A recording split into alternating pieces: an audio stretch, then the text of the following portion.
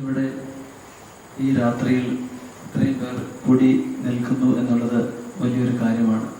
നമ്മൾ ദിവ്യകാരൻ ഈശോയുടെ മുമ്പിൽ ചെലവഴിക്കുന്നു എന്നുള്ളത് വലിയൊരു കാര്യമാണ്. എന്തുകൊണ്ടാണ് നമ്മൾ ഇവിടെ ആയിരിക്കുന്നത്? വെറുതെ നമ്മളൊന്ന് ചിന്തിച്ചു കഴിഞ്ഞാൽ നമുക്ക് നിരവധിയായ പ്രശ്നങ്ങളുണ്ട്.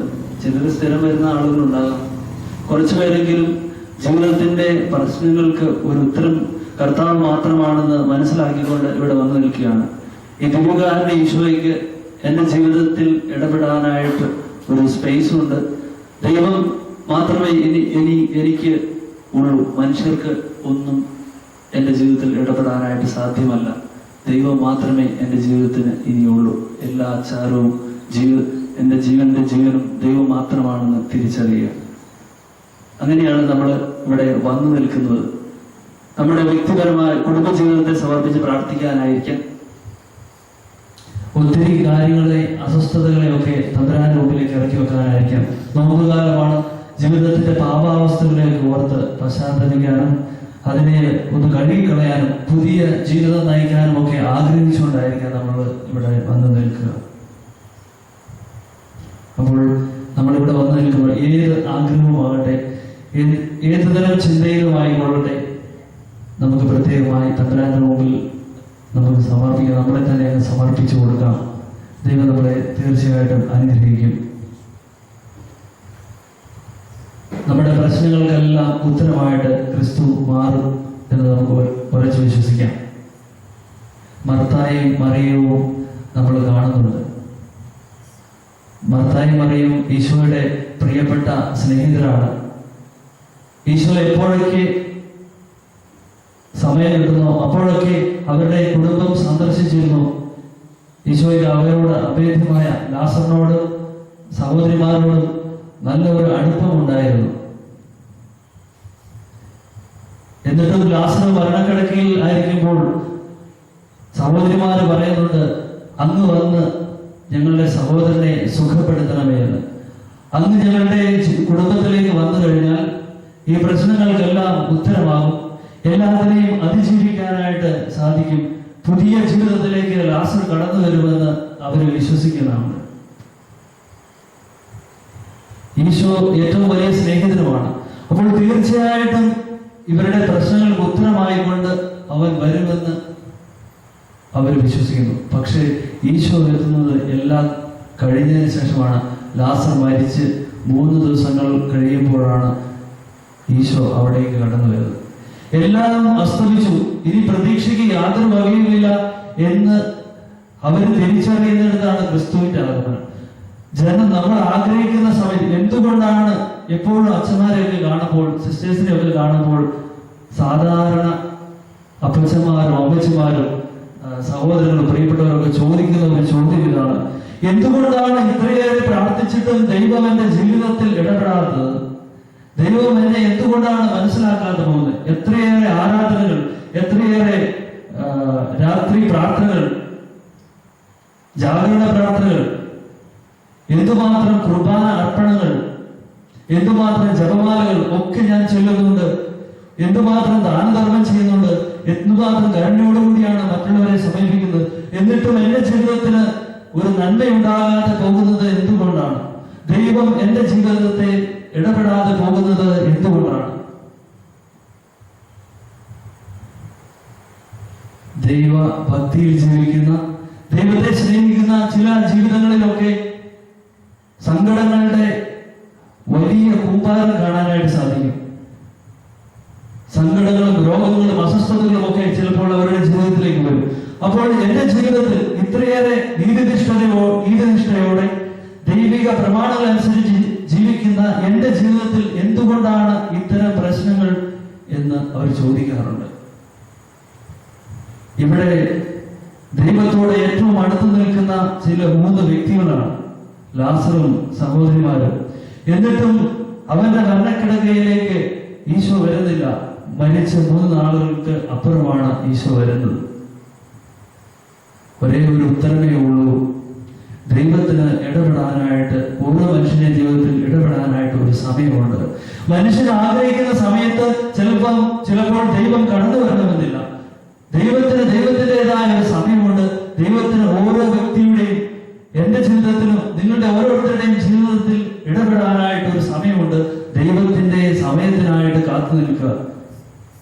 ഈശോ വന്നു കഴിയുമ്പോൾ പറയുന്നുണ്ട്, ലാസറിനെ കുഴിമാടം കാണാനായിട്ടാണ് പോകുന്നത്. അവിടെ ചെന്ന് കഴിയുമ്പോൾ സഹോദരി പറയാണ്, മരിച്ചിട്ട് 3 ദിവസമായി, ദുർഗന്ധം വരുന്നുണ്ടായിരിക്കും, അതുകൊണ്ട് ലാസറിനെ കുഴിമാടം തുറക്കണ്ട. ഈശോ പറയുന്നത് കല്ലുരുട്ടി മാറ്റുക എന്നാണ്. അവര് ഈശോയുടെ വാക്കനുസരിച്ച് കല്ലുരുട്ടി മാറ്റുകയാണ്. ലാസറെ പുറത്തു വരിക എന്നാണ് അടുത്ത വാക്ക്, അടുത്ത സെന്റൻസ് അതാണ്. ലാസർ പുറത്തു വരുന്നു, കെട്ടുകളോടുകൂടി. എങ്ങനെയാണ് മരിച്ചപ്പോൾ ശവശരീരം കിടത്തിയിരിക്കുന്നത് അതേ രൂപത്തിൽ ലാസർ പുറത്തേക്ക് വന്നു. അവന്റെ കെട്ടുകൾ അഴിക്കുവാൻ അവൻ പോകട്ടെ, അവന്റെ കെട്ടുകൾ അഴിക്കുവാൻ അവൻ പോകട്ടെ. അവൻ സ്വതന്ത്രനായിരിക്കുന്നു. അവൻ മരണത്തിൽ നിന്ന് ജീവനിലേക്ക് ഇതാ വന്നിരിക്കുന്നു. ദൈവം അവനെ സ്വന്തമാക്കിയിരിക്കുന്നു. ചീഞ്ഞളിഞ്ഞ ശവശരീരത്തിന് 3 ദിവസങ്ങൾക്കപ്പുറം എല്ലാം തകർന്ന അവസ്ഥയിലും ദൈവത്തിന് ജീവൻ നൽകാൻ കഴിയില്ലെങ്കിൽ എന്റെ ജീവിതത്തിൽ, നിങ്ങളുടെ ജീവിതത്തിൽ ഈ പ്രാർത്ഥനയ്ക്ക് അർത്ഥമുണ്ട്. ഇന്ന് രാത്രി പ്രാർത്ഥിക്കുമ്പോൾ അനുഗ്രഹിക്കുന്നത് ദിവ്യകാരണ ഈശോയാണ്. ഒരച്ഛനല്ല, ഒരു കന്യാസ്ത്രീയല്ല, ഒരു ദൈവവചന ശുശ്രൂഷകരുമല്ല. ഞാൻ പറയുന്ന പ്രസംഗം കൊണ്ടും ആരും മാനസാന്തരപ്പെടാൻ പോകുന്നില്ല. ഇതുവരെ ആരും മാനസാന്തരപ്പെട്ടിട്ടില്ല എന്നാണ് വിചാരിക്കുന്നത്. അപ്പോൾ പത്രോസ് ഒരിക്കൽ പ്രസംഗം പറഞ്ഞ പത്രോസ് പരിശുദ്ധാത്മാവിനാൽ നിറഞ്ഞതിന് ശേഷം 3000 പേര് മാനസാന്തരപ്പെട്ടു എന്നൊക്കെ ഇന്നും കൂടി ഞാൻ വായിച്ചു, സുവിശേഷം എടുത്ത് വായിച്ചു. ഇങ്ങനെയൊക്കെ അത്ഭുതപ്പെട്ടു, ഇങ്ങനെയൊക്കെ സാധിക്കും. അത് പത്രോസാണ്. അതുപോലെ 3000 പേരൊന്നും മാനസാന്തരപ്പെടാനൊന്നും പോകുന്നില്ല. പക്ഷേ ദൈവത്തിന് അത് സാധ്യമാണ്, പരിശുദ്ധാത്മാവിന് സാധ്യമാണ്. ഇത് പരിശുദ്ധാത്മാവിന്റെ ആലയമാണ്. ദൈവം ഇവിടെ സന്നിഹിതനാണ്. പരിശുദ്ധാത്മാവിന്റെ ശക്തി ഇവിടെ സന്നിഹിതമാണ്. അതുകൊണ്ടാണ് ഇത്രയേറെ വലിയ പ്രവർത്തനങ്ങൾ നടക്കുന്നത്. ഒരു അച്ഛനോ ഒരു സിസ്റ്ററോ ഒന്നുമല്ല, ദൈവത്തിന്റെ ശക്തി ഈ സ്ഥലത്ത് സന്നിഹിതമാണ്. ഇവിടെ ദൈവം വസിക്കുന്നു. ദൈവം കൂടാരം അടിച്ച് പാർത്തിരിക്കുന്നു. ദൈവം നമ്മളെ ഒരുപാട് സ്നേഹിക്കുന്നു. അതുകൊണ്ട് ഇവിടെ അത്ഭുതങ്ങൾ സംഭവിക്കുന്നു.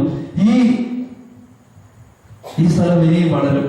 ഇവിടെ ആളുകൾ നിറഞ്ഞിരിക്കും. ഇനി ഒരു ജാഗരണ പ്രാർത്ഥനയിൽ ഇനി ഒരു വർഷം കഴിഞ്ഞ് ഇവിടെ വരികയാണെങ്കിൽ ഇവിടെ നിറച്ചും ആളുകളായിരിക്കും. ഈ കസേര മുഴുവൻ ആളുകളായിരിക്കും. തീർച്ചയായിട്ടും അങ്ങനെ തന്നെ സംഭവിക്കും. ദൈവം ഇവിടെ വസിക്കുന്നു. ദൈവം ഈ മനുഷ്യരെ ഒരുപാട് സ്നേഹിക്കുന്നു. കുറവുകളിലേക്കല്ല, പോരായ്മകളിലേക്കല്ല ദൈവം നോക്കുന്നത്. മനുഷ്യന്റെ ആത്യന്തികമായി അവൻ അനുതാപത്തിലേക്ക് തിരിയുന്നു, പശ്ചാത്താപത്തിലേക്ക് തിരിയാൻ ആഗ്രഹമുണ്ട്. ദൈവത്തിന്റെ കടാക്ഷത്തെ ആഗ്രഹിക്കുന്നു എന്ന് മനസ്സിലാക്കി ദൈവം അവിടേക്ക് കടന്നിരുന്നു. കരുണ കാണിക്കുന്ന ഒരു കർത്താവ് കൂടെയുണ്ട് എന്ന് ഓർക്കാം. ഈ നോമ്പുകാലത്തെ ഏറ്റവും വലിയ ചിന്ത എന്ന് പറയുന്നതും അത് തന്നെയാണ്. ദൈവം നമ്മളോട് ഒരുപാട് കരുണ കാണിക്കുന്നു. ദൈവം നമ്മളെ ഒരുപാട് സ്നേഹിക്കുന്നു. ദൈവം നമ്മളെ ഒരുപാട് പരിപാലിക്കുന്നു. നമ്മുടെ ഇടതും വലതും, നീ ഉണർന്ന് എഴുന്നേൽക്കുന്നതും എല്ലാം അറിയുന്ന ഒരു ദൈവം നിന്റെ മുമ്പിലുണ്ട് എന്ന് വിശ്വസിക്കാൻ സാധിക്കുക. അതാണ് ഏറ്റവും വലിയ കാര്യം. ദൈവം എന്റെ കൂടെയുണ്ട് എന്ന് വിശ്വസിക്കാൻ സാധിക്കുക. എന്റെ ഏതൊരു പ്രതിസന്ധിയിലും ദൈവം കൂടെയുണ്ട്. എമ്മാവൂസിലേക്ക് പോയ ശിഷ്യന്മാരെയൊക്കെ വായിക്കുമ്പോൾ ഞാൻ വിചാരിക്കും, അവർ പറയുന്നുണ്ട് എല്ലാം നഷ്ടപ്പെട്ട് നിരാശരായിട്ട് അവർ എമ്മാവൂസിലേക്ക് പോവുകയാണ്. എന്നിട്ട് വഴിയിൽ വെച്ച് സഹയാത്രികനെ കണ്ടുമുട്ടുമ്പോൾ സഹയാത്രികനോട് പറയുന്നുണ്ട്, നീ ഈ ദിവസങ്ങളിൽ നടന്ന സംഭവങ്ങളൊന്നും അറിയാത്ത വിചാരിയനാണോ? എന്തെല്ലാം കാര്യങ്ങളാണ് ഇവിടെ നടന്നിരിക്കുന്നത്. ഈശോ എന്ന് പറയുന്ന പേരായ ഞങ്ങളുടെ ഗുരു മരിച്ചു. വഴിയിൽ വെച്ച് പഴയ നിയമങ്ങളൊക്കെ വ്യാഖ്യാനിച്ച് അത് കേട്ട് അവരുടെ ഹൃദയങ്ങൾ ഇങ്ങനെ ജ്വലിച്ചു നിൽക്കുക. അപ്പോൾ നേരം സന്ധ്യയാകാറായി എന്നാണ് സുവിശേഷകൻ പറയുന്നത്. നമ്മുടെ ജീവിതത്തിലേക്ക് കനത്ത ഇരുട്ട് വ്യാപിക്കുന്ന സന്ദർഭങ്ങളുണ്ട്. ജീവിതത്തിൽ തികച്ചും ശൂന്യത ഉണ്ടാകുന്ന അവസരങ്ങളുണ്ട്. ഇനി ഒന്നുമില്ല, എല്ലാം നഷ്ടപ്പെട്ടു. മാതാപിതാക്കളില്ല, സഹോദരങ്ങളില്ല, പ്രിയപ്പെട്ടവരില്ല, കൂട്ടുകാർ എല്ലാവരും തെറ്റിദ്ധരിക്കപ്പെട്ടു, എല്ലാവരും ഉപേക്ഷിക്കപ്പെട്ടു. സമയം വന്നപ്പോൾ എല്ലാവരും കൈകഴുകി കടന്നുപോയി. ഇരുട്ട് വ്യാപിക്കുന്ന വേളയിലുണ്ട്, നാഥ നേരം സന്ധ്യയാകാനായി ഞങ്ങളോടൊത്ത് വസിച്ചാലും. എന്റെ ജീവിതത്തിൽ ഇരുട്ട് വ്യാപിക്കാൻ പോവുകയാണ്. എന്റെ ജീവിതത്തിന്റെ തകർച്ച ആരംഭിക്കുകയാണ്. ദൈവമേ ഞങ്ങളുടെ കൂടെ വസിച്ചാൽ ഇതിനേക്കാൾ വലിയ പ്രാർത്ഥന എന്താണുള്ളത്? അവൻ അവരോടൊത്ത് താമസിച്ചു, അപ്പമെടുത്ത് ആശീർവദിച്ചു, മുറിച്ച് അവർക്ക് നൽകി. അപ്പോൾ അവരുടെ കണ്ണുകൾ തുറക്കപ്പെട്ടു. ഈ അപ്പത്തിൽ നിന്നാണ് കണ്ണുകൾ തുറക്കപ്പെടുന്നത്. അപ്പം വിഭജിക്കുമ്പോൾ, കുർബാന അർപ്പിക്കുമ്പോൾ, ആരാധന സ്തുതിഗീതങ്ങൾ ഉയരുമ്പോൾ ഒക്കെ കണ്ണുകൾ തുറക്കപ്പെടുകയാണ്. ദൈവം മാത്രമാണ് അഭയമെന്ന് തിരിച്ചറിയുകയാണ്. എല്ലാ പ്രദേശങ്ങളും നഷ്ടപ്പെട്ട് ശിഷ്യന്മാര് പോകുന്നതും നമ്മൾ കാണുന്നുണ്ട്. തിബേരിയാസിന്റെ തീരങ്ങളിൽ സങ്കടപ്പെട്ട് പോകുന്ന ശിഷ്യന്മാർ.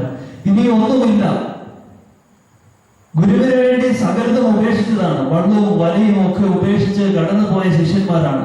എന്നാൽ ഗുരു ഇതാ തങ്ങളിൽ നിന്ന് എടുക്കപ്പെട്ടിരിക്കുന്നു. ഇനി ഗുരു സാമീപ്യമില്ല, ഗുരു എന്നേക്കുമായി നഷ്ടപ്പെട്ടിരിക്കുന്നു. ഇനി ജീവിക്കണമെങ്കിൽ പഴയ വലയും വഞ്ചിയൊക്കെ എടുക്കണമെന്ന് അവരങ്ങ് വിചാരിക്കുകയാണ്. പത്രോസ് പറയാണ്, കൂട്ടത്തിൽ ഏറ്റവും പ്രായമുള്ള ആൾ തന്നെ പറയുകയാണ്, പ്രമുഖനായ ആൾ പറയുകയാണ്, ഞാൻ വലയും വഞ്ചിയൊക്കെ എടുത്ത് മീൻ പിടിക്കാൻ പോവുകയാണ്, നിങ്ങൾ ആരെങ്കിലും വരുന്നുണ്ടോ? അവരെല്ലാവരും പറഞ്ഞു, ഞങ്ങൾ വരുന്നു. ആ രാത്രി മുഴുവൻ അധ്വാനിച്ചിട്ടും അവർക്ക് ഒന്നും കിട്ടിയില്ല. നിരാശരായിട്ട് അവര് കടലിൽ നിന്ന് പുറത്തേക്ക് പോരുകയാണ്. കടലിന്റെ മുക്കും മൂലയും അറിയാവുന്ന ശിഷ്യന്മാർ നിരാശരായിട്ട് കടന്നു പോരുമ്പോൾ ഈശോ കരയിൽ നിന്ന് ചോദിക്കുകയാണ്, കുഞ്ഞുങ്ങളെ മീൻ വല്ലതും കിട്ടിയോ? കുഞ്ഞുങ്ങളെ മീൻ വല്ലതും കിട്ടിയോ? നിരാശരായിരുന്ന അവർക്ക് കർത്താവ് സമീപം. വീണ്ടും അവരുടെ ജീവിതത്തിൽ കർത്താവ് വന്ന് നിറയുമ്പോൾ അവർക്ക് സമൃദ്ധി ഉണ്ടാകും. കർത്താവ് എന്ന് അവരുടെ ജീവിതത്തിൽ നിന്ന് അകറ്റപ്പെടുന്നു, അന്ന് അവർ ശൂന്യമായ കരങ്ങളോടുകൂടിയായി.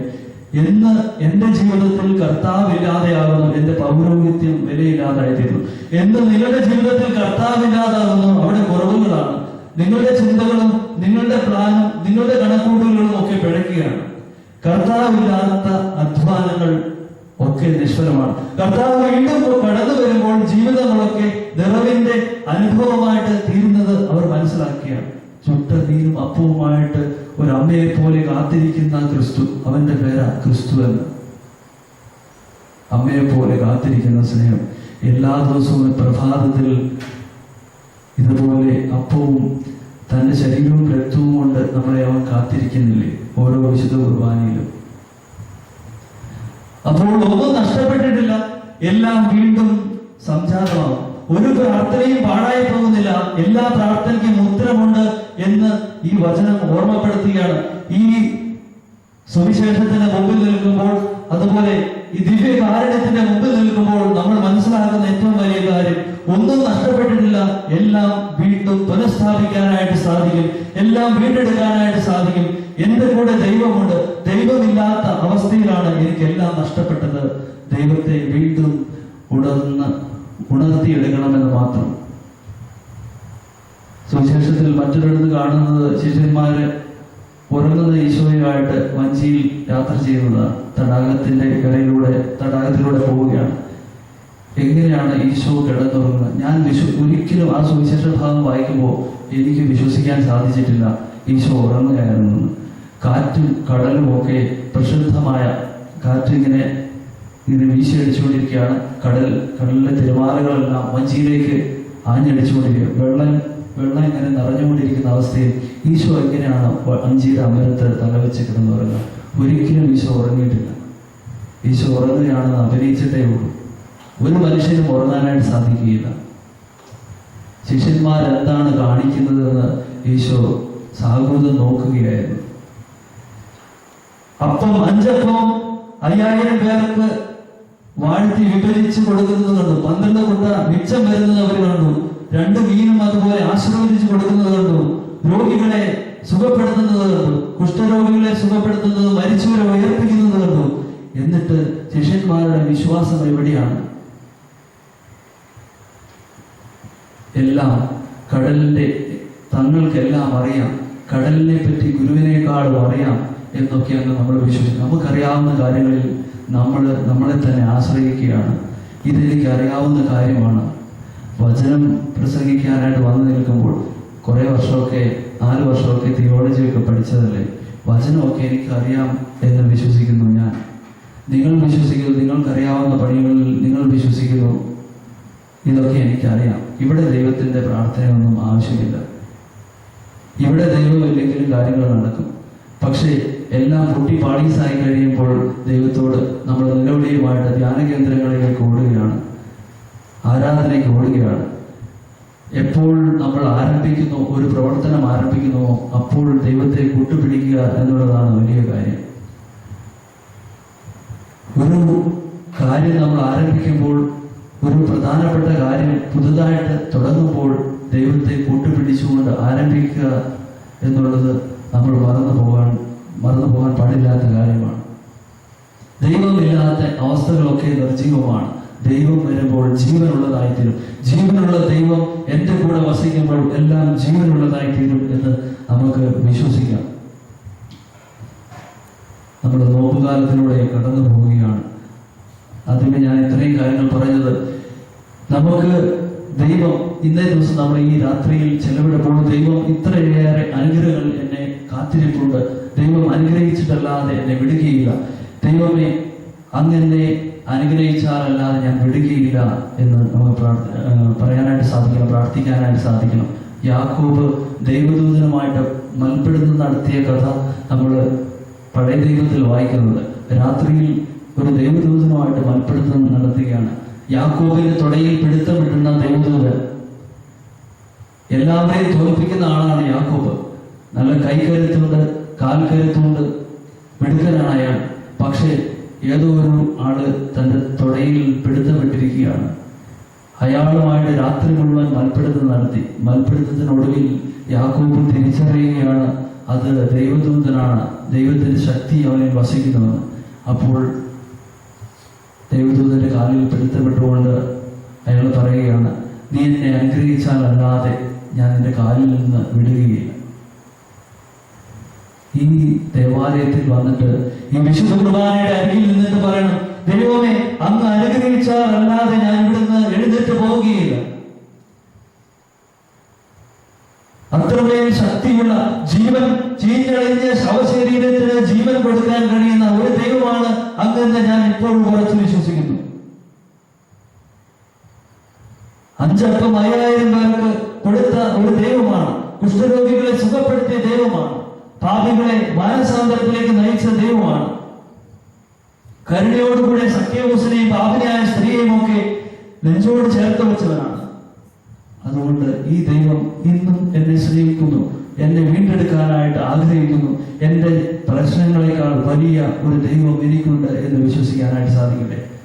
My God is bigger than my problems. എൻ്റെ പ്രശ്നം വലിയ കീറാമൂട്ടി പോലത്തെ പ്രശ്നമാണെങ്കിൽ, വലിയൊരു പാറയാണെങ്കിൽ, അതിനേക്കാൾ വലിയൊരു ദൈവം, അതിനേക്കാൾ വലിയൊരു ദൈവം എനിക്കുണ്ടെന്ന് വിശ്വസിക്കാൻ സാധിക്കുന്നിടത്ത് കൃപ ഒഴുകുകയാണ്. അത് വിശ്വസിക്കാനായിട്ട് ഈ ദിവ്യകാലത്തിന്റെ മുമ്പിൽ ഇരുന്നുകൊണ്ട് വിശ്വസിക്കാൻ സാധിക്കട്ടെ. ഞങ്ങളുടെ ജീവിതങ്ങളൊക്കെ എന്നേക്കാൾ ജീവിതാനുഭവമുള്ളവരാണ്, എന്നേക്കാൾ പ്രാർത്ഥന അനുഭവമുള്ളവരാണ്. നിങ്ങൾ അറിഞ്ഞിട്ടുള്ളതാണ് ദൈവത്തിന്റെ ശക്തി എന്താണെന്ന് അനുഭവിച്ചറിഞ്ഞ ഒത്തിരി സഹോദരങ്ങളുണ്ട്. അവരുടെ മുമ്പിൽ നിന്നുകൊണ്ടാണ് ഞാൻ ഇങ്ങനെയൊക്കെ പറയുന്നത്. ദൈവത്തിന് ഇപ്പോഴും എന്റെ ദൈവം ജീവിക്കുന്ന ദൈവമാണ്. എന്റെ ദൈവം ശക്തിയുള്ള ദൈവമാണ്.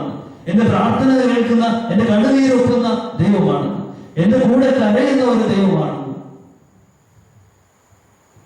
ഈ ദൈവത്തിന്റെ മുമ്പിൽ ഇരുന്നുകൊണ്ട്, ഈ വിശുദ്ധ കുർബാനയുടെ മുമ്പിൽ ഇരുന്നുകൊണ്ട് നമുക്ക് യാചിക്കാം.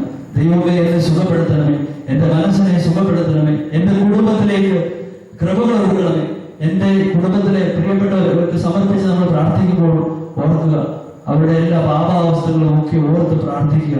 ദൈവം തീർച്ചയായിട്ടും ഇടപെടുക തന്നെ. എന്റെ ജീവിതത്തിന്റെ അവസ്ഥകളെല്ലാം സമർപ്പിച്ച് പ്രാർത്ഥിക്കുക. ദ കാഫ്സ് വേ എന്ന് പറഞ്ഞ ഒരു പുസ്തകമുണ്ട്, പശുക്കുട്ടിയുടെ വഴി എന്നാണ്. പശുക്കുട്ടി ഇങ്ങനെ രാവിലെ, ഞങ്ങളൊക്കെ എവിടെ കിടാവ് എന്നാണ് പറയുന്നത്, തൃശ്ശൂർ ഭാഗത്ത് കിടാവ് എന്ന് പറഞ്ഞാൽ വേറെയാണ്. അപ്പോൾ അങ്ങനെ അതുകൊണ്ടാണ് ഞാൻ പശുക്കുട്ടി എന്ന് പറയുന്നത്. അപ്പം ആർക്കും കുഴപ്പമില്ലല്ലോ. പശുക്കുട്ടി രാവിലെ എഴുന്നേറ്റ് എന്ന് പറയാൻ പറ്റില്ല. പശുക്കുട്ടി രാവിലെ കാട്ടിലേക്ക് പോയി. കാട്ടിലേക്ക് പോകുന്നത് സ്കൂളിലേക്ക് കുട്ടികൾ യൂണിഫോം ഒക്കെ ഇട്ട് സ്ട്രെയിറ്റ് ആയിട്ട് നടന്ന് വഴിയുടെ സൈഡിൽ കൂടെ ഇങ്ങനെ നടന്നു പോകുന്ന നമ്മൾ രാവിലെ കാണുന്നുണ്ട്. അതുപോലെ അല്ലല്ലോ പശുക്കുട്ടി പോയി. പശുക്കുട്ടി തുള്ളി ചാടി കളിച്ച് കാട്ടിലേക്ക് പോയി. കാട്ടിൽ ധാരാളം കുറ്റിച്ചെടികളുണ്ട്, പുല്ലുകളുണ്ട്. പശുക്കുട്ടി പോകുന്ന വഴിയിലെ പുല്ലുകളൊക്കെ ഇങ്ങനെ വകഞ്ഞു മാറി കിടക്കുകയാണ്. ഇത് ചവിട്ടുമ്പോഴേക്കും പുല്ല് രണ്ട് സൈഡിലേക്കും കിടക്കുകയാണ്. പശുക്കുട്ടി അവിടെ പോയി ആവശ്യത്തിന് പുല്ലൊക്കെ തിന്ന് തിരിച്ച് കൂട്ടി കയറി. പിറ്റേ ദിവസം ഒരു മനുഷ്യൻ വിറക് ശേഖരിക്കാനായിട്ട് കാട്ടിലേക്ക് പോയി. കാട്ടിലേക്ക് പോകുമ്പോൾ വഴിയൊന്നും കാണുന്നില്ല. കാട്ടിലേക്ക് പ്രത്യേക വഴികളൊന്നുമില്ലല്ലോ, ആരും വെട്ടി തെളിച്ച വഴികളൊന്നുമില്ല. നോക്കുമ്പോൾ ഒരു ചാല് പോലെ കിടക്കുന്നു, പുല്ലുകളൊക്കെ വകഞ്ഞു മാറി കിടക്കുന്നു. ഒരു വളഞ്ഞു പൊളഞ്ഞ ഒരു വഴി, ഈ പശുക്കുട്ടി പോയ വഴിയാണ്. അതിലെ നടന്ന അയാൾ വിറക് ശേഖരിച്ച് തിരിച്ച് അതിലെല്ലാം ഞാൻ വന്നു. അപ്പോൾ കുറച്ചുകൂടി ചാല് ഒന്ന് രൂപാന്തരപ്പെട്ടു, ചാലിനൊരു രൂപമൊക്കെ വന്നു. വീണ്ടും അയാൾ പിറ്റേ ദിവസവും വിറക് ശേഖരിക്കാനായിട്ട് പോയി. വേറെ ഒരു ദിവസം കൂട്ടുകാരനെയും കൂട്ടിക്കൊണ്ട് പോയി. അങ്ങനെ നടന്ന് ചെറിയ നാട്ടുപാതകൾ രൂപപ്പെട്ടു. നമ്മളിങ്ങനെ സ്ഥിരം നടന്നു പോകുന്ന വഴിയിൽ പുല്ലൊന്നും ഉണ്ടാവില്ലല്ലേ, പുല്ലൊക്കെ പോയി ഇങ്ങനെ നടക്കുന്ന അത്രയും ഭാഗം കുറച്ച് ദൂരം അങ്ങനെ ഒരു വഴി രൂപാന്തരപ്പെട്ടു, നാട്ടുവഴി രൂപപ്പെട്ടു. പട്ടണത്തിലേക്ക് പോകാൻ ഈ കാട് കടന്ന് പോകുന്നത് എളുപ്പ വഴിയാണെന്ന് അവർ മനസ്സിലാക്കി. അങ്ങനെ കാളവണ്ടിയൊക്കെ മേടിച്ച് കാളവണ്ടിയൊക്കെ ഉണ്ടാക്കി കാളയെ കൊണ്ട് അയാൾ ഈ കാട്ടിലൂടെ ടൗണിലേക്ക് പോയി. കുറച്ച് മരങ്ങളൊക്കെ വെട്ടി, ചെറിയ കുറ്റിച്ചെടികളൊക്കെ വെട്ടി തെളിക്കേണ്ടി വന്നു. അപ്പോൾ കാളവണ്ടിക്കുള്ള വഴിയുടെ വീതി കൂടി, അതിനനുസരിച്ച് പോയി. അയാൾ തിരിച്ച് സാധനങ്ങളുമായി വന്നു. പിന്നീട് ആളുകളെല്ലാം ആ വഴി എളുപ്പവഴിയാണെന്ന് മനസ്സിലാക്കി കാട്ടിൽ കൂടെ സഞ്ചരിക്കാൻ തുടങ്ങി. അതുവരെ അവിടെ പാലമൊന്നും ഉണ്ടായിരുന്നില്ല. ഒരു തോടൊക്കെ കടന്ന് അവര് വെള്ളത്തിലൂടെ ഇറങ്ങിയായിരുന്നു നടന്നത്. കുറെ ആളുകൾ സഞ്ചരിക്കാൻ തുടങ്ങിയപ്പോൾ അതൊരു വഴിയായിട്ട് രൂപാന്തരപ്പെട്ടു. പഞ്ചായത്ത് അവിടെ ഒരു പാലം പണിതു. ആളുകൾ വീണ്ടും അതിലെ സഞ്ചരിക്കാൻ തുടങ്ങി. കാറും ജീപ്പും ഒക്കെ സഞ്ചരിക്കാൻ തുടങ്ങി. വലിയ വാഹനങ്ങൾ സഞ്ചരിക്കാൻ തുടങ്ങി. അങ്ങനെ അതൊരു നാഷണൽ ഹൈവേ ആയി തീർന്നു. നിങ്ങൾക്ക് അതേന്ന് വിചാരിക്കുക. അങ്ങനെ വഴി രൂപാന്തരപ്പെട്ടു, വലിയ വഴിയായി. എന്നിട്ടും ഈ പശുക്കുട്ടി പോയ വളഞ്ഞു പൊളഞ്ഞ ആ വഴിയിലൂടെ തന്നെയാണ് യാത്ര. വളഞ്ഞു പൊളഞ്ഞ വഴിയിലൂടെ തന്നെ യാത്ര ചെയ്ത് മുന്നേറുന്ന ആളുകൾ. പശുക്കുട്ടി എങ്ങനെ ചാടി നടന്നു പോയോ ആ വഴിക്ക് വിസ്താരം കൂടി എന്നല്ലാതെ ആ വഴിയുടെ വളവുകൾ നേരെയാക്കപ്പെട്ടില്ല.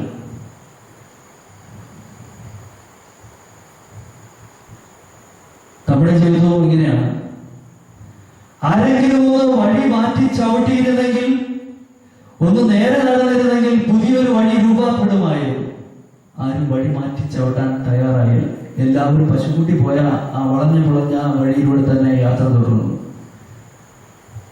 നോമ്പുകാലത്തിലേക്ക് നമ്മൾ പ്രവേശിച്ചിരിക്കുകയാണ്. പ്രിയപ്പെട്ടവരെ, നമ്മുടെ ജീവിതത്തിന്റെ വളഞ്ഞ വഴികൾ നമുക്ക് തന്നെയാണ് അറിയാവുന്നത്.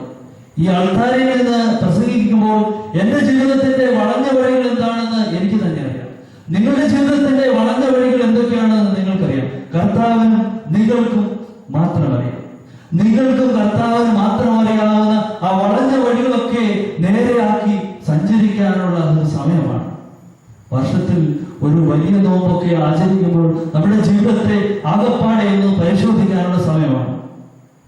അൺഎക്സാമിൻഡ് ലൈഫ് ഈസ് വർത്ത്ലെസ് എന്നാണ് പറയുന്നത്. പരിശോധിക്കപ്പെടാത്ത ജീവിതങ്ങളൊക്കെ വ്യർത്ഥമാണ്. ജീവിതങ്ങളെയൊക്കെ പരിശോധിക്കണം. എന്നിട്ട് മാനസാന്തരത്തിന് യോജിച്ച ഫലങ്ങൾ പുറപ്പെടുവിക്കണം. നമ്മുടെ ജീവിതത്തിൽ നിന്ന് ദൈവം ആഗ്രഹിക്കുന്ന ഒരു വലിയ കാര്യമാണ് മാനസാന്തരത്തിന് യോജിച്ച ഫലങ്ങൾ പുറപ്പെടുവിക്കണം. ഒരുപാട് കുറവുകളുണ്ട് നമുക്ക്. നമ്മൾ ഈ പഴയ വഴികളൊക്കെ ചവിട്ടി കടന്നു പോവുകയാണ്. മറ്റുള്ളവർക്കൊന്നും അറിയത്തില്ല. പൗഡറൊക്കെ ഇട്ട് തലയൊക്കെ ചീകി സുന്ദരനായി, അല്ലെങ്കിൽ അമ്മച്ചിമാരാണ് പൊട്ടൊക്കെ തൊട്ട് നല്ല സാരിയൊക്കെ കൊടുത്ത് നമ്മൾ അതിനെ മൂടി വെക്കുകയാണ്. ഞങ്ങൾ ആണുങ്ങൾ നല്ല ഷർട്ടും പാൻസും ഒക്കെ ഇട്ട് മിടുക്കരായി അതിനെ മൂടി വെക്കുകയാണ്. ഉള്ളിൽ കടിച്ചു കീറുന്ന ചന്തായികളായിട്ട് ജീവിതത്തെ കടത്തി വിടുകയും ചെയ്തു. വളഞ്ഞ വഴികളൊക്കെ നേരെയാക്കുവിൻ എന്നാണ് വചനം പറയുന്നത്. വളഞ്ഞ വഴികളെ നേരെയാക്കുവിൻ. മാനസാന്തരത്തിന് യോജിച്ച ഫലങ്ങൾ പുറപ്പെടുവിക്കുകയും. ദൈവമെല്ലാം കാണുന്നുണ്ട്. നീ ഇരിക്കുന്നതും എഴുന്നേൽക്കുന്നതും എല്ലാം ദൈവം കാണുന്നു.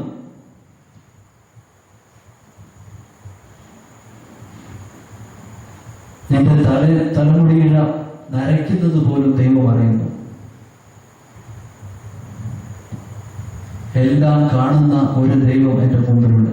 ജീവിതത്തിന്റെ വളഞ്ഞ വഴികളെയൊക്കെ നേരെയാക്കി പുതുതായി സഞ്ചരിക്കാൻ നമുക്ക് സാധിക്കട്ടെ. പുതിയ വഴികൾ തേടാൻ ദൈവം, നേരായ വഴികളിലൂടെ സഞ്ചരിക്കാൻ ദൈവം നമ്മളെ ഓർമ്മപ്പെടുത്തുകയാണ്. തെറ്റുകളെയൊക്കെ ഉപേക്ഷിച്ച് പുതിയ വഴികൾ, കർത്താവിന്റെ വഴിയെ സഞ്ചരിക്കാൻ കർത്താവ് നമ്മളെ ഓർമ്മപ്പെടുത്തുകയാണ്. പുതിയ മനുഷ്യനായി രൂപാന്തരപ്പെടാൻ ഒരുപാട് കുറവുകളിലൂടെ നമ്മൾ നടന്നു പോകുമ്പോൾ ദൈവം നമ്മളെ കരുണയോട് കാത്തിരിപ്പുണ്ട്. എന്നും കാത്തിരുന്ന് ആ സ്നേഹമായി അവൻ തീരുകയാണ്.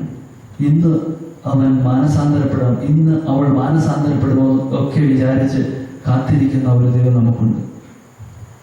അപ്പോൾ നമുക്ക് പശ്ചാത്താപത്തോടെ മാനസാന്തരത്തിന് യോജിച്ച ഫലങ്ങൾ പുറപ്പെടുവിക്കാനായിട്ട് ശ്രമിക്കുക. ഈ നോമ്പുകാലം എന്ന് പറയും നമ്മുടെ ഹൃദയങ്ങൾ പരിശോധിക്കുന്ന തമ്പുരാൻ നമ്മളെ അനുഗ്രഹിക്കുക തന്നെ ചെയ്യും. നിങ്ങളുടെ വസ്ത്രമല്ല കീറേണ്ടത്, ഹൃദയമാണ് കീറേണ്ടത്. ഹൃദയങ്ങൾ കീറി പരിശോധിക്കാനാണ് കർത്താവ് ഓർമ്മപ്പെടുന്നത്. അധര വ്യായാമങ്ങളെയൊക്കെ കർത്താവ് വെറുക്കുന്നു. ചൊല്ലിക്കൂടലുകളും ചെയ്തുകൂടലുകളും ഒക്കെ കർത്താവ് വെറുക്കുന്നു. എന്തിനാണ് ഇത്രമാത്രം പ്രാർത്ഥിക്കുന്നത്? എന്തിനാണ് ഇത്രമാത്രം കരങ്ങൾ ഉയർത്തുന്നത്? പ്രാർത്ഥന ആവശ്യമില്ല എന്നല്ല, കരങ്ങൾ ഉയർത്തി പ്രാർത്ഥിക്കേണ്ടത് ആവശ്യമല്ല എന്നല്ല. കരുണയില്ലാത്ത പ്രാർത്ഥനകൾ, ഹൃദയമില്ലാത്ത പ്രാർത്ഥനകൾ, ജീവിതത്തെ നേരെയാകാത്ത പ്രാർത്ഥനകളൊക്കെ നന്മയിലേക്ക് നയിക്കുന്നില്ല. എല്ലാം ചെല്ലിക്കൂടലുകളും ചെയ്തുകൂടലുകളുമാണ്. നമ്മൾ കുർബാനയിൽ പ്രാർത്ഥിക്കുന്ന ഹൃദയം കൊണ്ട് നിങ്ങൾ പ്രാർത്ഥിക്കുകയും സമാധാനം നമ്മളോട്. ഹൃദയമില്ലാത്ത പ്രാർത്ഥനകൾ എന്തുമാത്രം ചെയ്തുകൂടലുകൾ, മറ്റുള്ളവരെ കാണിക്കാൻ വേണ്ടി എന്തുമാത്രം കാര്യങ്ങളാണ് നമ്മൾ ചെയ്തുകൂട്ടുന്നത്. എല്ലാവരുടെയും കണ്ണിൽ പൊടിയിട്ടുകൊണ്ട് ഇങ്ങനെയൊക്കെ നമ്മൾ ജീവിച്ചു പോവുകയാണ്. മറ്റുള്ളവരെ കാണിക്കാൻ വേണ്ടി ഇങ്ങനെയൊക്കെയാണ് ചെയ്യേണ്ടതെന്ന് നമ്മൾ പൊടിയിട്ട് പോവുക. ജീവിതത്തിന്റെ മാറ്റങ്ങൾ വരുത്തി കൃപയൊഴുക്കി പുതിയ ഒരു ജീവിതശൈലി രൂപപ്പെടുത്തണം. പ്രാർത്ഥിക്കുന്നവൻ അത് ജീവിതത്തിൽ കാണിക്കണം. പള്ളിയിൽ ഇരുന്ന് ഒരുപാട് പ്രാർത്ഥിക്കുന്നുണ്ട്. ഒരു അമ്മായിമ്മ, ഇപ്പോൾ അങ്ങനെയുള്ള അമ്മായിമാരുണ്ടോ എന്ന് നിങ്ങൾ ചിന്തിക്കരുത്. ചിലർ വിചാരിക്കും അമ്മായിമ്മ എല്ലാ ദിവസവും വന്ന് പള്ളിയിൽ വന്ന് പ്രാർത്ഥിക്കും, അമ്മച്ചിയെ വന്ന് പ്രാർത്ഥിക്കും, അച്ഛനോട് സങ്കടങ്ങൾ പറയും എന്നും വരുമ്പോൾ പള്ളിയിൽ എല്ലാ ദിവസവും കുർബാനയ്ക്ക് വരും. വന്നിട്ട് അച്ഛനോട് പറയുന്ന മുഴുവൻ മരുമകളുടെ കുറ്റമാണ്. അമ്മച്ചി പള്ളിയിലെ ഏറ്റവും മുൻപിലാണ് നിൽക്കുന്നത്, കൈകൾ പിരിച്ച് പ്രാർത്ഥിക്കും. ചിലപ്പോൾ കുർബാന തുടങ്ങുന്നത് മുതൽ തീരുന്നത് വരെ മുട്ടിന്മേൽ നിൽക്കും. കുർബാന കഴിയുന്ന ഉടനെ അച്ഛനെ കാണും, അച്ഛനോട് എല്ലാ കുറ്റവും പറയും. മരുമകളിൽ ഇന്നലെ കുർബാനയ്ക്ക് ശേഷം രാത്രി കിടക്കുന്നവരെ ചെയ്ത എല്ലാ കുറ്റങ്ങളും പറയും. എല്ലാം പോയില്ലേ, എല്ലാം നഷ്ടപ്പെട്ടില്ലേ. അൾത്താരയിൽ ബലി അർപ്പിക്കുന്ന വൈദികനും അതിനടുത്ത് നിൽക്കുന്ന സന്യാസികളും ഒക്കെ അങ്ങനെ തന്നെയാണ്. ചെയ്തുകൂട്ടലുകളും ചെല്ലിക്കൂട്ടലുകളും കർത്താവ് വെറുക്കുന്നു, അതിനെ അടച്ച് ആക്ഷേപിക്കുന്നു. ഇന്ന് കർത്താവ് ഇവിടെ അവതരിക്കുകയാണെങ്കിൽ ഇന്ന് ചാട്ടവാറെടുക്കുന്നത് ആർക്കെതിരാണ്? വിശ്വാസികൾക്ക് എതിരായിട്ടാണോ അവിശ്വാസികൾക്കെതിരായിട്ടാണോ? പള്ളിയിലിരിക്കുന്ന ആളുകളെ, പുരോഹിതരെ, സന്യസ്തരെ, പള്ളിയിൽ പ്രാർത്ഥിക്കുന്ന ആളുകളെയൊക്കെയാണോ ആദ്യം ചാട്ടവാറ് എടുത്ത് കർത്താവ് ഓടിക്കുക? കർത്താവ് അടിച്ചെന്ന് അവിടെ പറയുന്നില്ല എങ്കിൽ പോലും ചാട്ടവാറ് എടുത്തു കഴിഞ്ഞാൽ ആരെയാണ് ഓടിക്കുക? കപടനാട്ടിക്കാരെ എന്നാണ് ക്രിസ്തു പരിസരെയും നിയമജ്ഞരെയും വിളിച്ചിരിക്കുന്നത്. കപടനാട്ടിക്കാരെ, കാപട്യം നിറഞ്ഞവരെ, കപടതയില്ലാത്ത ഒരു ജീവിതം നയിക്കാൻ നമ്മൾ ശ്രമിക്കണം. കപടതയില്ലാത്ത ഒരു മുഖമാണ് ക്രിസ്തു ആഗ്രഹിക്കുന്നത് നമ്മിൽ നിന്ന്. കപടതയുള്ളവരെയൊക്കെ, പരിസരവും നിയമജ്ഞരും ഒക്കെ നിയമമൊക്കെ അനുസരിച്ച് ജീവിച്ചവരാണ്. നിയമത്തിന് വേണ്ടി നിയമത്തിന്റെ വള്ളിയോ പുള്ളിയോ മാറാൻ സമ്മതിക്കാത്ത ദൈവജ്ഞരും ഫരിസേയര് കർക്കശമായ കാര്യങ്ങൾക്ക് നിയമങ്ങളൊക്കെ കർക്കശമായി പോകണമെന്ന് ആഗ്രഹിച്ചവരും ഒക്കെയാണ്. അവരെയാണ് നോക്കി കപട നാട്ടുകാരെ, നിങ്ങൾ ഉപവസിക്കുമ്പോൾ എന്തുകൊണ്ടാണ് ഇങ്ങനെ ചെയ്യുന്നത്? നിങ്ങൾ പ്രാർത്ഥിക്കുമ്പോൾ എന്തുകൊണ്ടാണ് ഇങ്ങനെ ചെയ്യുന്നത്? നമ്മളും ഫരിസേയരും നിയമജ്ഞരും ഒക്കെ തമ്മിൽ എന്താണ് വ്യത്യാസം? ആത്മശോധന ചെയ്യാം. പരിശോധിക്കപ്പെടുന്ന ജീവിതങ്ങളൊക്കെ ധന്യമാണ്, പരിശോധിക്കപ്പെടാത്ത ജീവിതങ്ങളൊക്കെ വ്യർത്ഥമാണ്. അതുകൊണ്ട് ജീവിതത്തെ ഓരോ ദിവസവും പരിശോധനയ്ക്ക് വിധേയമാക്കണം. ജീവിതത്തെ പരിശോധിക്കാതെ ഒരു ദിവസം പോലും കടന്നുപോകും.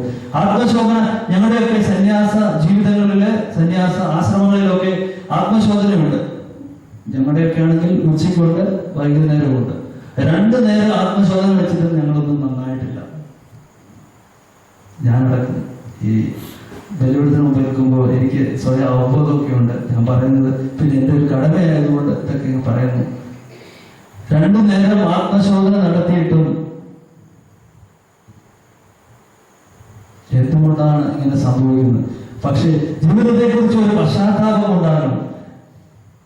കുറവുകളെ കുറിച്ച് ഓർക്കണം, പശ്ചാത്തപിക്കണം, പരിശ്രമിക്കണം. കുമ്പസാരക്കൂടിലേക്ക് പലരും വരുമ്പോ ഞാൻ പറയും, പാപങ്ങളുടെ എണ്ണമല്ല, പാപങ്ങളുടെ വലുപ്പമല്ല ശ്രദ്ധിക്കേണ്ടത്, മറിച്ച് ചിന്തിക്കേണ്ടത് നിങ്ങൾ എന്തുമാത്രം ശ്രമിക്കുന്നു, ഒരു പാപത്തെ അതിജീവിക്കാൻ എന്തുമാത്രം ശ്രമിക്കുന്നു എന്നാണ് നിങ്ങൾ ഓർക്കേണ്ടത്. താലന്തുകളുടെ ഉപമയില്ലേ? 5 താലന്ത് കിട്ടിയാൽ 10 വർദ്ധിപ്പിച്ചു, 2 കിട്ടിയവൻ 5 വർദ്ധിപ്പിച്ചു, 1 കിട്ടിയവൻ കൊണ്ടേ മണ്ണി കുഴിച്ചിട്ടുള്ളൂ. എന്നിട്ട് പറഞ്ഞു, നീ വെക്കാത്തത് എടുക്കുന്നവനാണ്, വിതറാത്തതിൽ നിന്ന് ശേഖരിക്കുന്നവനാണ്. അതുകൊണ്ട് നിന്നെ എനിക്ക് വിശ്വാസമില്ല, അതുകൊണ്ട് നീ തന്ന നാണയം ഞാൻ മണ്ണിൽ കുഴിച്ചിട്ടു. അപ്പോൾ അവരോട് ചോദിക്കുന്ന ഒരു ചോദ്യമുണ്ട്. രാജാവ് ചോദിക്കുന്ന ഒരു ചോദ്യമുണ്ട്, എന്തുകൊണ്ട് നീ പണമിടപാടുകാരെ ഏൽപ്പിച്ചില്ല, പങ്കിൽ കൊണ്ട് നിക്ഷേപിച്ചില്ല? അങ്ങനെ നിക്ഷേപിച്ചിരുന്നെങ്കിൽ പലിശ സഹിതം വാങ്ങാമായിരുന്നല്ലോ. പാപത്തിന്റെ കാര്യത്തിലും ഇത് തന്നെയാണ്. നമ്മുടെ ഭാഗത്തു നിന്നുള്ള പരിശ്രമമാണ്. മനുഷ്യരാണ്, ബലഹീനരാണ്, കുറവുകളുള്ളവരാണ്. നോമ്പുകാരൻ എന്നൊക്കെ പറയുന്നത് നമ്മുടെ ജീവിതത്തിലേക്ക് തിരിഞ്ഞു നോക്കാനും പശ്ചാത്തപിക്കാനും അനുദപിക്കാനുമുള്ള സമയമാണ്. എന്താണ് നമ്മുടെ കുറവെന്ന് മനസ്സിലാക്കി തിരുത്താനുള്ള സമയം.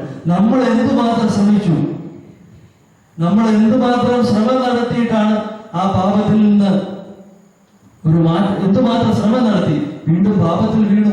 മനുഷ്യരാണ്, ബലഹീനതയുണ്ട്, അതൊക്കെ ദൈവത്തിന് അറിയാം. ദൈവം നമ്മിൽ നിന്ന് ആഗ്രഹിക്കുന്നത് അതാണ്.